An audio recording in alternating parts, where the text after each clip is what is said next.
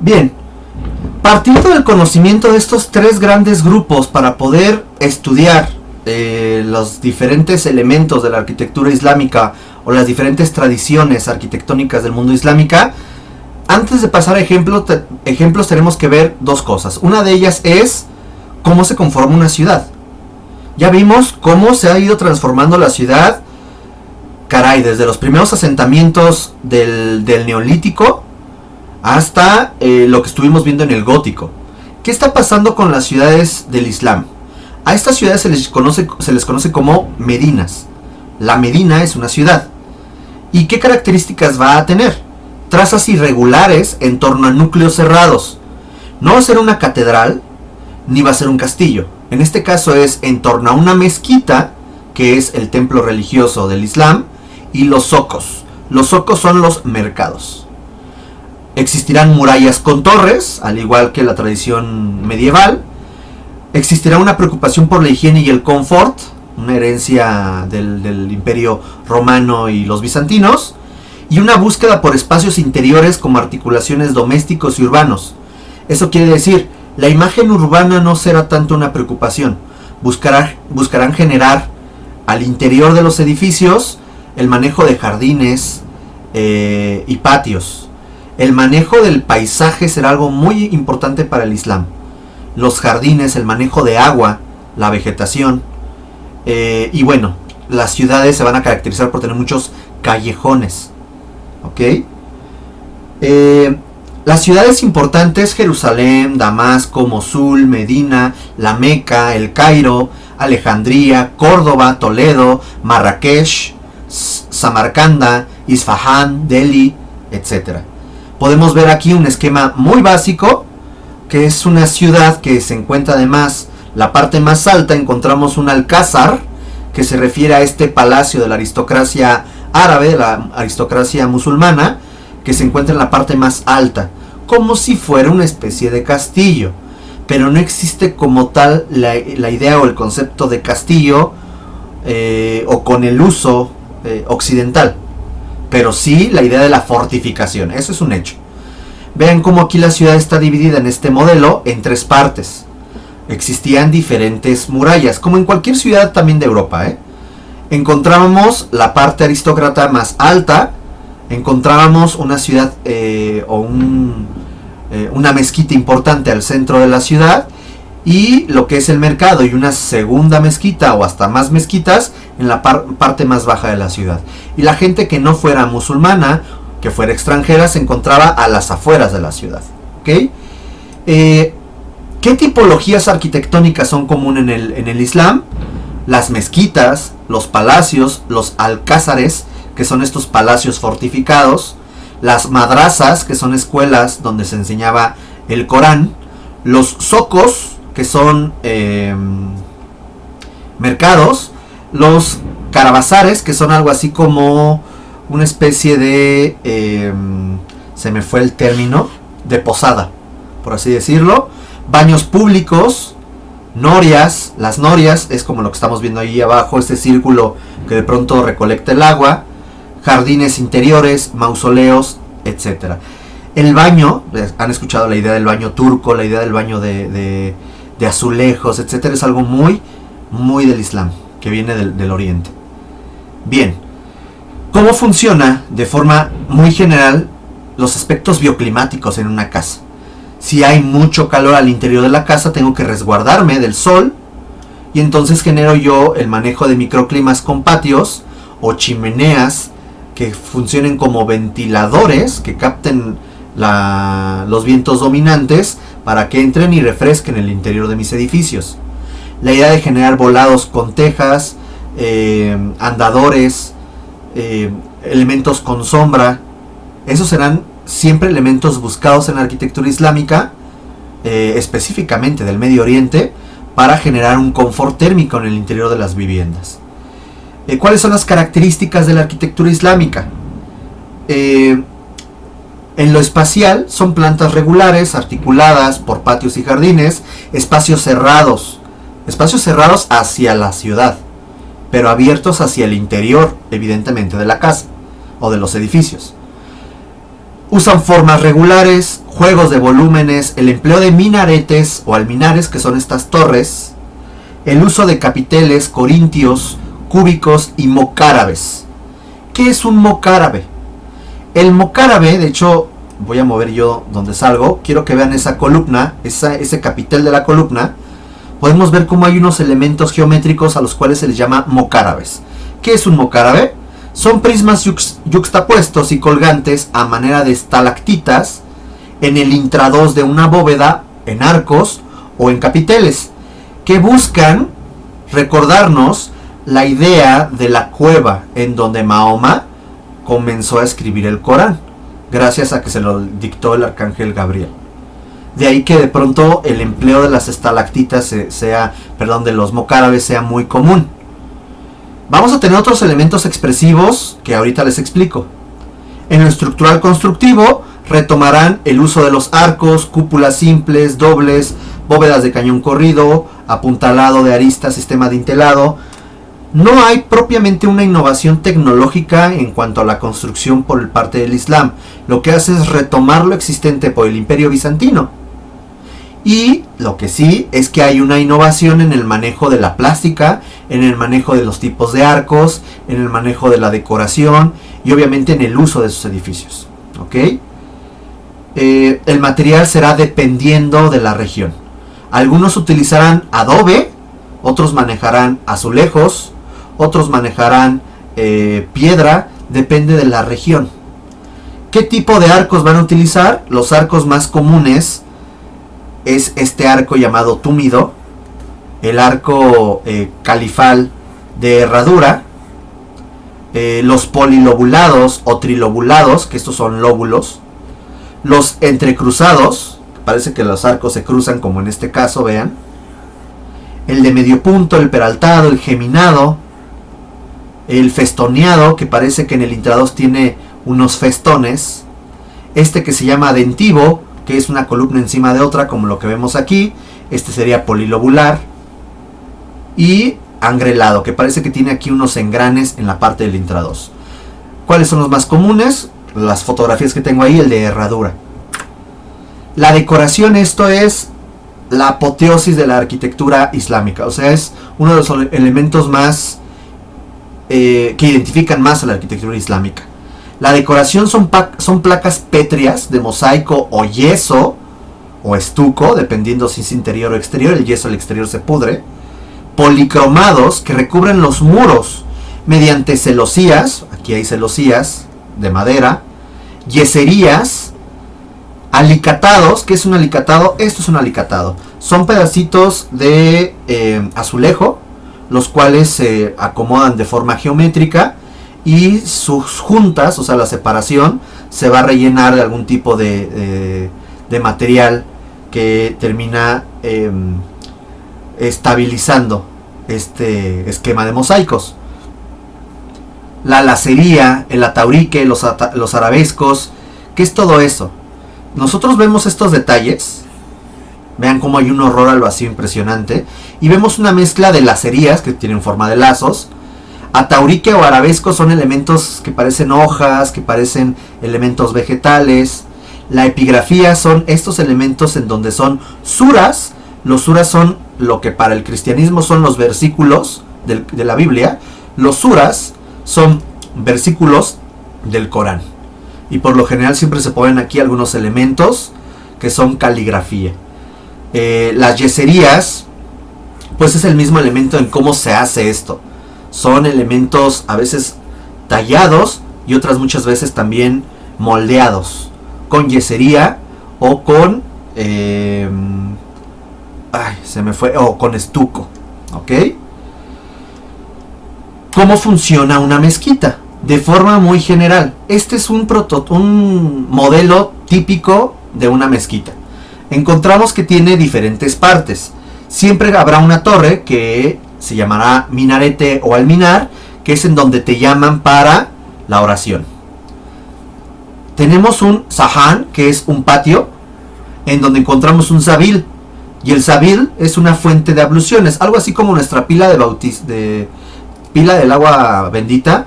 Pues eso es algo muy del Islam, ¿no? Para entrar tienes que lavarte manos, cara, pies. Antes te sumergías, ahora mínimo las extremidades.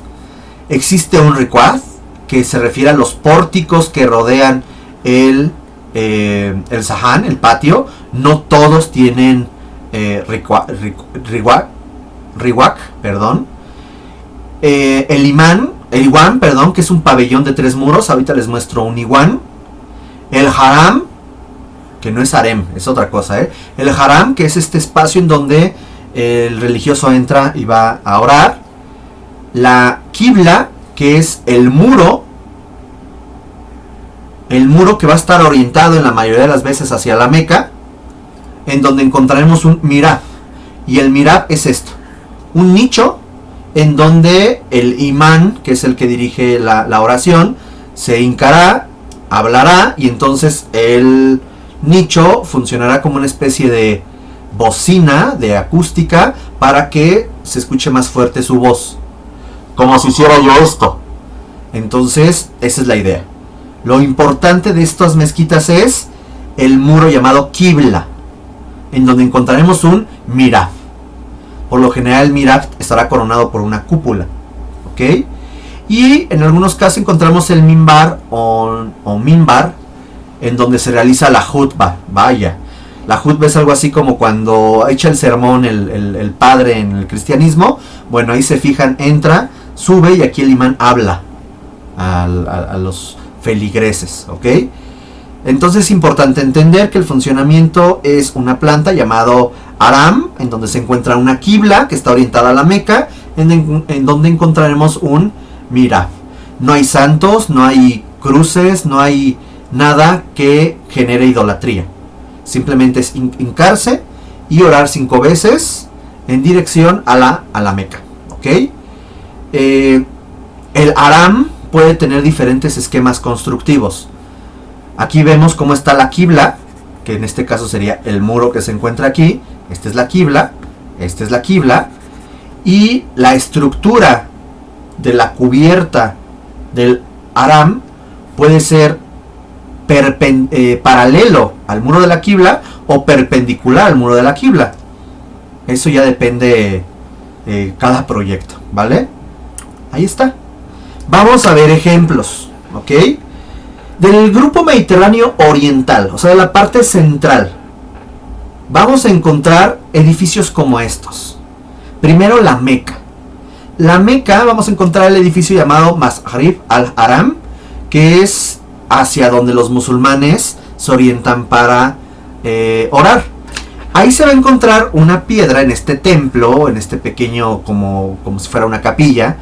Vamos a encontrar en una de sus esquinas una piedra negra rodeada por un anillo de plata. Esa piedra negra tiene una representación, se supone que es un aerolito o meteorito. ¿Cómo se llama cuando ya están en la Tierra? Meteorito, ¿no? Un meteorito, y bueno, este se considera como el centro de todas las oraciones. No porque estén rezándole a una piedra, no, ni porque estén rezándole a una figura, sino simplemente es un punto, algo así como un axis mundi, una relación cielo, subsuelo, puntos cardinales, en donde el musulmán va a dirigir sus oraciones. Por lo tanto, en cualquier parte del mundo, la idea es que tú siempre te orientes hacia la Meca, ¿ok? Uno de los edificios más importantes es la Cúpula de la Roca de Jerusalén, que es muy interesante. Lamentablemente por tiempo no puedo hacer la descripción de estos edificios. Serán elementos sobre todo de bagaje visual, lo que quiero que vayan viendo. Pero sí el manejo de la cúpula, el manejo de un tambor. Esto nos recuerda mucho a un mausoleo paleocristiano, ¿se acuerdan? De hecho, al interior, vean, tiene un esquema similar a Santa Constanza, si se acuerdan ustedes. Vean la cúpula. Es una cúpula doble, en donde el extrados está peraltado y el intrados es de medio punto. Las capas exteriores tienden originalmente eran de oro, hoy en día ya no son de oro. Y vean el esquema, como no tiene esto ningún minarete, no tiene ninguna qibla, por lo tanto esto no es una mezquita. Algunos le llaman la mezquita de la Cúpula de la Roca, pero no. la mezquita se encuentra por ahí, pero esta no es la mezquita. Y justamente al centro encontramos la piedra, que es en donde se encontraba el famoso templo de Salomón. ¿Okay? Tiene una historia muy interesante, tiene incrustaciones de mármol, incrustaciones de algunas piedras preciosas, y bueno, pues es un referente arquitectónico. Vean aquí en el fondo, se ve una iglesia ortodoxa. Jerusalén es así, está dividida en muchas, pues en una tensión religiosa y cultural muy importante. Aquí tenemos el elemento, una media luna, que es característica del Islam, la ornamentación al interior, que es original, el manejo de la luz mediante este manejo de tambores con celosía, las dos naves que son deambulatorios, las ventanas también con celosías, el acceso, la decoración exterior, que tienen algunos versículos que se llaman suras del Corán. Y bueno, se encuentra justamente en la piedra en donde iban a sacrificar a Isaac, en donde se encontró el templo de Salomón, el templo ya de Nerón, que fue igual para los judíos, se destruye y encontramos hoy en día la cúpula de la roca. ¿Dónde está la mezquita? Aquí está la mezquita. ¿Okay? Bien, pues vamos a apurarnos porque si no, y aquí está. Esta es la famosa huella que les decía del caballo. Pero vean cómo el esquema es muy similar a Santa Constanza. Vean el interior, el manejo de las decoraciones, es una joya arquitectónica este edificio. Se habla por ahí que quieren construir de nuevo el templo de Salomón, pero eso implicaría destruir ese templo. Y yo creo que implicaría el fin del mundo, ¿no? Una guerra ahí religiosa terrible. Otros edificios como en Siria, en Damasco, que se fijan retoman elementos paleocristianos. Este minarete increíble en Samarra, Irak. Toda la mezquita hoy en día es una ruina. Podemos ver la idea del patio, la idea del haram, los diferentes elementos que rodeaban el patio y el minarete, que es pues una maravilla técnica. Podemos ver la arquitectura del Cairo. Vean cómo el manejo de la piedra, de la tierra, comienza a ser algo muy característico de esta arquitectura, que por lo tanto no es muy colorida, tiende más hacia colores grisáceos, marrones. Aquí está la mezquita del Sultán Sahan o la madrasa de Katbay en el Cairo. Vean cómo de pronto el manejo del adobe también viene a ser un elemento muy importante aquí en Egipto. ¿Qué pasa de pronto en Constantinopla? Si ustedes se acuerdan de Santa Sofía, esto parece Santa Sofía. Si se acuerdan de Santa Sofía, estas torres que veíamos con Santa Sofía no son originales, esas se las pusieron los turcos. Lo que hicieron los turcos fue retomar la arquitectura bizantina para hacerlos bajo su religión. Entonces, se fijan, hicieron pequeñas Santa Sofías. Aquí vemos una pequeña Santa Sofía con su patio. Pero en sí es un esquema que retoma los elementos bizantinos bajo las necesidades de culto del Islam. Aquí encontramos la mezquita Sefzadeh de Estambul de 1548. Vean qué tardío es. La mezquita de Suleimán de Estambul. Como tienen al interior pues esquemas muy similares a la arquitectura de Santa Sofía, la arquitectura del Imperio Bizantino. Y aquí hay otros ejemplos. La mezquita del Sultán Ahmed en Estambul. Como, caray, si uno no observa muy bien ahí el número, por ejemplo, de torres, uno podría pensar que es Santa Sofía, pero no. Entonces, ¿qué hicieron los turcos? Retomar la arquitectura bizantina y le pusieron torres, punto. Y al interior hay puros elementos geométricos, no hay nada de elementos, ¿cómo se llama? De elementos que fueran personas. De hecho, se me olvidó leer algo aquí importante, dejen regreso. Rechazan la imagen porque no quieren reproducir elementos que tiendan a la divinidad, al hombre, a los animales, por miedo a caer en la idolatría. Van a diseñar elementos geométricos florales, repetitivos e infinitos y armoniosos, un horror al vacío, y no se emplea la escultura, solo hay bajorrelieves. ¿Ok? Me faltaba decir eso. Híjole, el tiempo se nos va. Luego, ¿qué pasa en la región indo-persa? Vamos a encontrar arquitectura, por ejemplo, como esta. Les había mencionado por ahí un término de iguán, que eran 3 portadas. Bueno, pues esto es un iguán, porque aquí enfrente, de forma simétrica a esta portada, encontramos otra. Entonces te forma un patio en donde hay 3 grandes portadas con un arco túmido, que te forma una portada con manejo de alicatados, manejos de azulejos, unas torres que son unos minaretes. En el intradós vemos como hay estas mocárabes. Vean el manejo cerámico que se encuentran en los muros, que se encuentran en el extradós y en los tambores, en el extradós de las cúpulas. Pero del otro lado, vean cómo todo esto es tabique y adobes. Qué interesante. ¿Para qué pongo yo esos materiales donde no se ve? Pues nada más en donde la gente observará, ¿no? Este manejo tan interesante de los materiales cerámicos. Y encontramos, por ejemplo, aquí la mezquita del Viernes de Isfahán, el mausoleo de Ahmad Yazavi en Turquestán, todos estos países que terminan en Stan, que eran de la URSS. Encontramos, y quiero que vean el esquema, el mausoleo Gur-e-Amir en Samarcanda de Uzbekistán. Vean qué interesante, porque ahorita van a ver en dónde se repite ese esquema. Hay una portada con un acceso principal, un remate de una cúpula y unas torres que están flanqueando el mausoleo.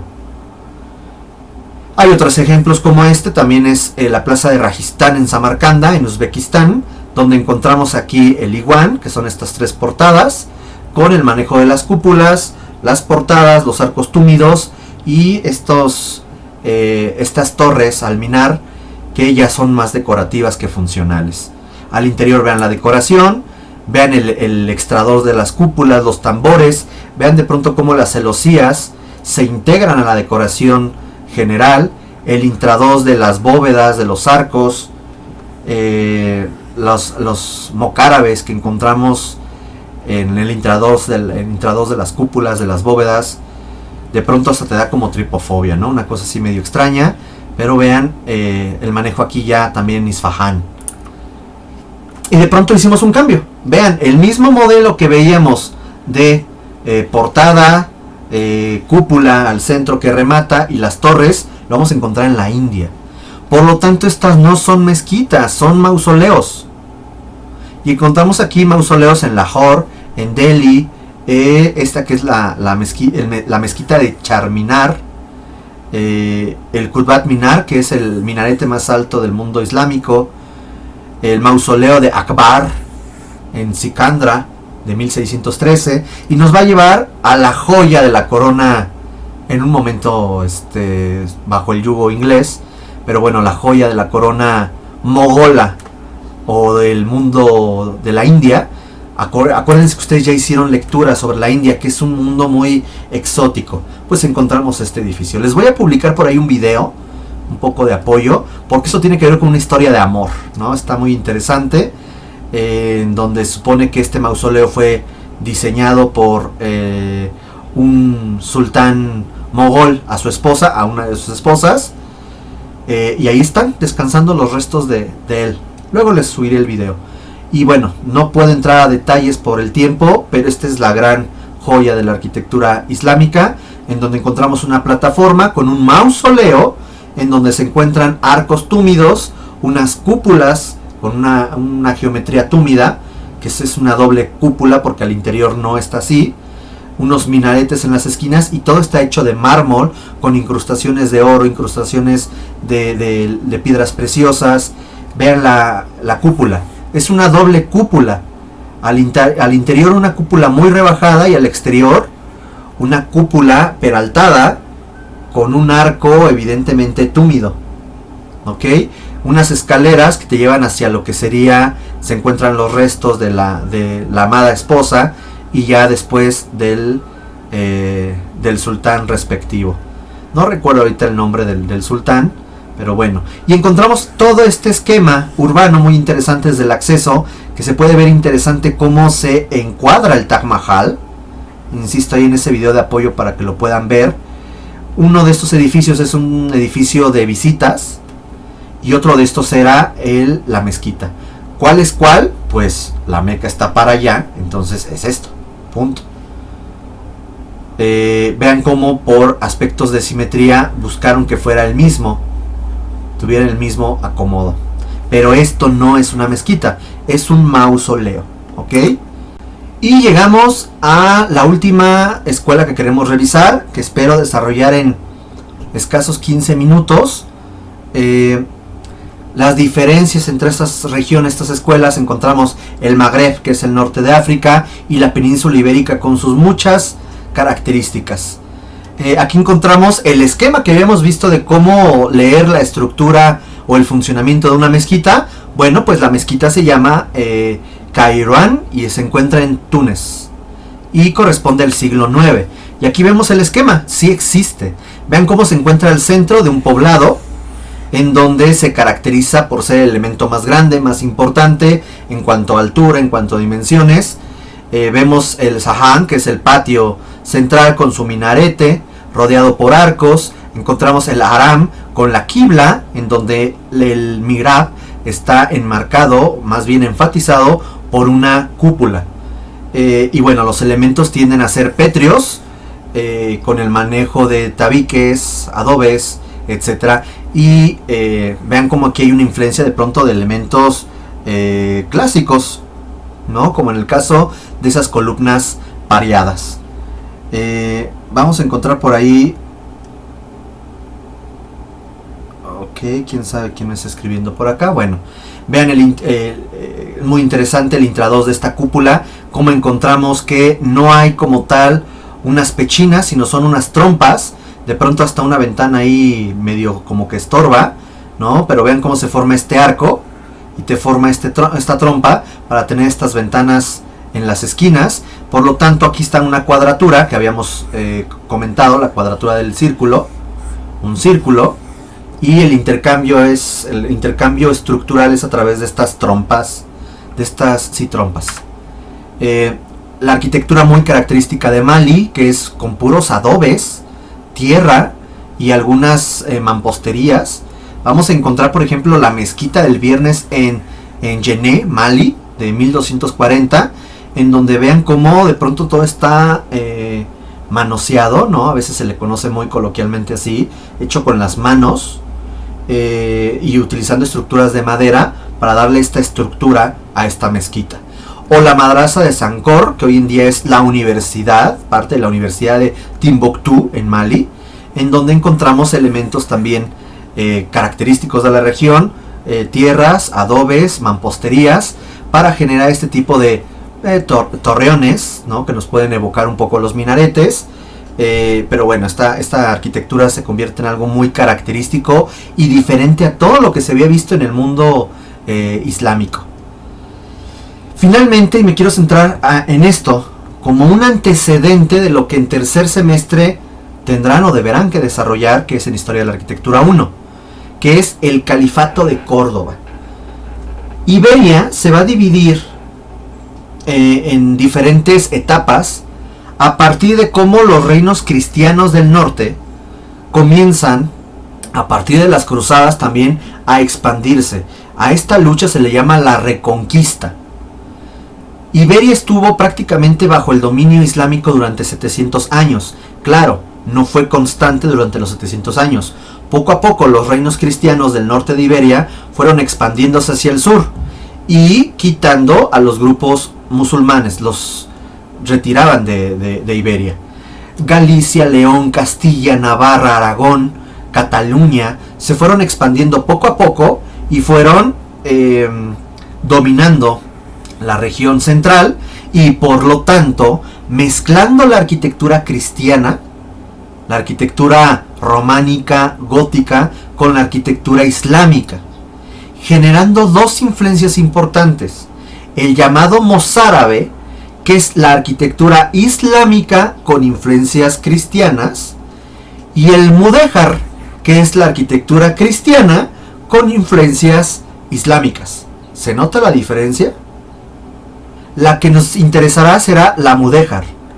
La arquitectura mudéjar será esta arquitectura cristiana con un fuerte sesgo del tardogótico medieval de Castilla, de León y Castilla, que será la zona que va a dominar esta región, y por aquí Zaragoza, ya hacia el siglo XV, por aquí va a quedar Granada, en lo que es el reino nazarí, el último bastión islámico en Europa, y por lo tanto estas dos grandes coronas, que es Zaragoza y León y Castilla, van a terminar su arquitectura cristiana y gótica a ir asimilando elementos islámicos, a lo cual se le llama mudéjar, y ahorita veremos algunos ejemplos. Por ahí encontramos a Abderramán, que es un gran califa de origen omeya. Se supone que los abasí mataron a los omeyas en una especie de cena, y él fue de los únicos que se libró y se fue hasta el confín prácticamente del territorio, y aquí generó su propio califato, el califato de Abderramán III, que corresponde al califato de Córdoba. Uno de sus edificios más importantes será la mezquita de Córdoba, que no está orientada a la Meca, que tuvo diferentes etapas constructivas. Vean esta, que corresponde al 780, después una ampliación tanto del haram como del patio, del Sahar, y finalmente cerca del año 1000 se amplía más el haram, ¿no? Y te genera una construcción muy importante, ¿no? Hablando del patio, hablando del minarete. Pero es bien interesante porque una vez que pues cae bajo el dominio cristiano la región donde se encuentra la mezquita de Córdoba, lejos de que los castellanos destruyeran la mezquita, utilizaron su estructura para, vean, construir una iglesia. Y una iglesia que quiero que ustedes vean, aquí se encuentra, vean por la arquitectura que está utilizando, claramente tiene una influencia gótica. No es tan adornada como otros, pero tiene elementos estructurales del gótico. Vean cómo literal se puso en el centro de la mezquita, empleando el sistema de arcos que está en la mezquita. Vean el trazo de la ciudad, como es algo muy de origen islámico. Y en el interior encontramos estas bellezas, tanto los arcos de herraduras, el manejo de las decoraciones, los arcos en entivo, polilobulados, un sistema de arcos con cubiertas de madera, y por lo tanto lo que hizo fue ocupar estos sistemas estructurales. Vean, aquí hay una fotografía en donde se ven arcos ciegos entrelazados con celosías de herradura, y vean de pronto cómo aquí vemos un manejo gótico. Vean el manejo de la estructura, de la decoración, y cómo retoma la estructura original para generar el nacimiento de sus bóvedas de nervadura. Ahí está.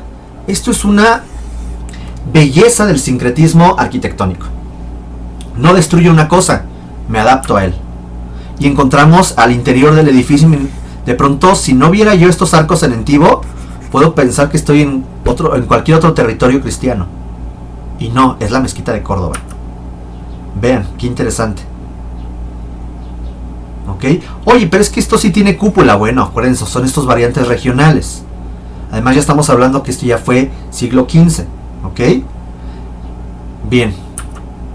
Y bueno, van a ver algunos ejemplos, como el Palacio de la Aljafaría de Zaragoza, en donde encontramos el manejo de alfarjes, el manejo de las decoraciones, el manejo de las fortificaciones. Vean ese tipo de arco.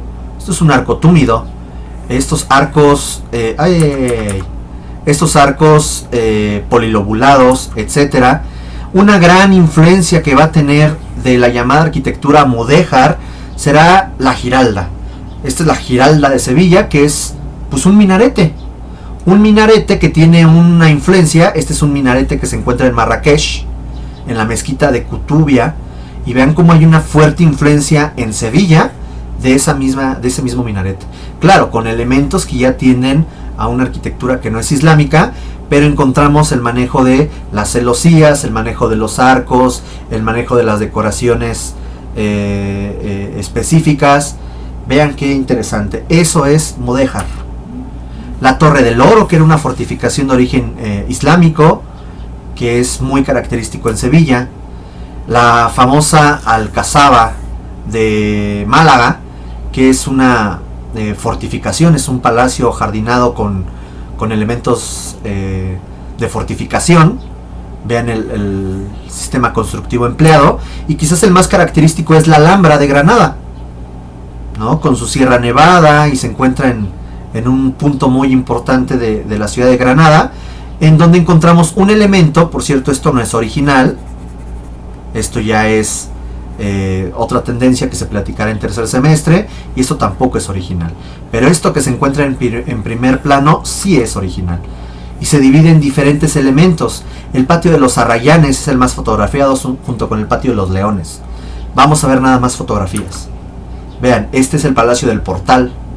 Vean el manejo de los arcos, de las proporciones, colores, el manejo del agua y los jardines. El jardín del Ninjaraja, la idea de esta especie de claustro que se generó ahí. Unos baños, los baños reales, vean, también es algo muy del Islam, generar ese tipo de entradas de luz y de ventilación para el vapor, etcétera. Y bueno, pues el manejo de los cerámicos al interior. El patio de los Leones, vean, es una joya arquitectónica. Los mocárabes, los arcos, la gran decoración, el manejo de las proporciones, los elementos de agua, la vegetación. Vean, esta es la sala de los abencerrajes. Vean la gran cantidad de prismas yuxtapuestos que te generan esta idea de estalactitas. Los mocárabes, vean. Las celosías, los colores, el manejo del agua, el sonido que se puede escuchar, la temperatura que se debe de sentir. Esta es la sala de los reyes, igual es una bóveda de planta cuadrada, en donde encontramos también este esquema de los mocárabes. La sala de las hermanas, mismo esquema que los anteriores. El patio de los Arrayanes, con un esquema muy interesante, simétrico, con esta torre, con el manejo de los paramentos blancos y las tejas.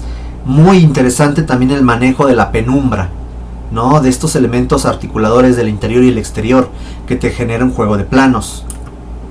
Este es el Generalife, que ya es un elemento más posterior, pero nos ejemplifica la importancia del jardín, de los elementos vegetales. Para ir concluyendo, España, lo que es la península ibérica, tendrá diferentes influencias, griegas, romanas, visigodas, islámicas, tendrá evidentemente también francesas. Acuérdense de esta idea del Camino de Santiago.